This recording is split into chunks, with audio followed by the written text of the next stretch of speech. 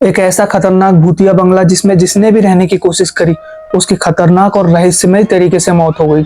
जी हाँ, मैं बात कर रहा हूँ छत्तीसगढ़ के स्थित रायपुर इलाके में एक लाल बंगले की।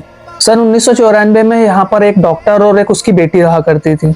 एक दिन डॉक्टर की बेटी ने दोपहर के समय में खाना वाना खा करके अपने कमरे में जाकर के लेटी, तो उसने पाया कि उसके बेड के पास में जो एक खिड़की थी, खिड़की में से कोई एक बहुत ही भयानक सा साया जो उसे घूर रहा है। वो अचानक से बहुत ज्यादा डर गई और डरने के बाद वो अब सीधे अपने पिताजी के कमरे की ओर भागी, तो उसने पाया कि उसके पिताजी पहले से ही मृत है। फिर कुछ देर बाद वहां पुलिस आई और पुलिस ने इस कांड की तहकीकात करी, लेकिन कुछ हाथ नहीं आया। और फिर कुछ दिनों बाद वो लड़की भी संदिग्ध तरीके से मरी हुई पाई गई।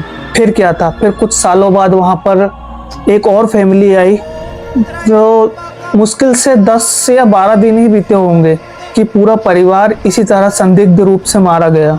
इसी तरह उस बंगले में 7 से 8 परिवार रहने के लिए आए, पर 7 और 8 परिवार, मतलब जितने भी परिवार उस बंगले में रहने के लिए आए, उनकी सभी की इसी तरह संदिग्ध तरीके से मौत हो गई। और फिर एक टाइम ऐसा आया कि इस बंगले को भूतिया बंगला घोषित कर दिया गया सरकार ने।